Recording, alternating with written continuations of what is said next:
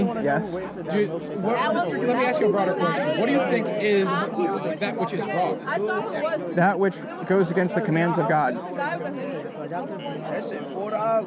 Literally, like those fuck good ass milkshakes hot outside. I have some, thank you.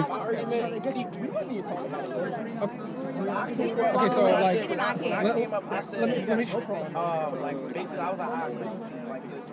however, some people don't believe in that, and I know you probably have some views about whether or not those people can or not like partake in morality. But you're making a pretty strong moral statement here. You shouldn't abort, and I think it would be more effective if you tried to generalize that, perhaps beyond like just the Christian lens, because there's also, in addition to Christian people, there's irreligious people, there's lots of Hindus.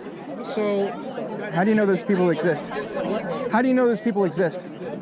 I seen them and I heard of them on the internet. Okay, I mean, how do you know they're not illusions in your consciousness? I like the question actually. I don't see. Yeah, it's just philosophy 101. How do you know what you know? Yeah, I don't.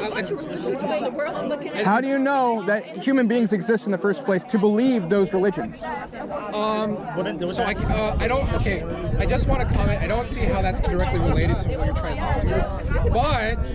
To answer, everything that I have seen in my immediate experience is consistent with that being the case. It all holds up. How do you know that what I is? You keep using the word I, but what are you referring to when you say I? Well, I don't think it's going to get into Well, the young man right here. Well, how do you know that, reality isn't a rapid succession of micro consciousnesses that last for a nanosecond and go in and out of existence in a nanosecond? Maybe it's like a illustration flip book, and maybe it's just a lot of different consciousnesses, and none of them last long enough for you to be able to say or think the word I. How do you know that's not the nature of reality? Well, I can't prove that, but from what is seen in my experience, you got multiple different religions, and I think that you should try to appeal to just what is consistent in what everybody would agree is bad or good, to try to make your message more impactful. But who is the everybody? Because if the people that you think are real are actually illusory, there could be a whole other group of people that are the real people that you don't know about, and what about their opinions? Like you don't. Well, you'd have to find that first, Right, but how do you know what exists and doesn't exist? You need to have a way to justify your beliefs.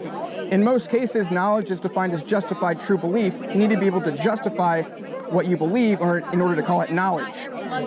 So in my worldview, I can justify what I believe because I'm trusting in not finite consciousness alone, but infinite consciousness who knows everything, informing my consciousness of what's true so I can justify what I believe about reality. I need revelation from the all-knowing being in order to justify beliefs.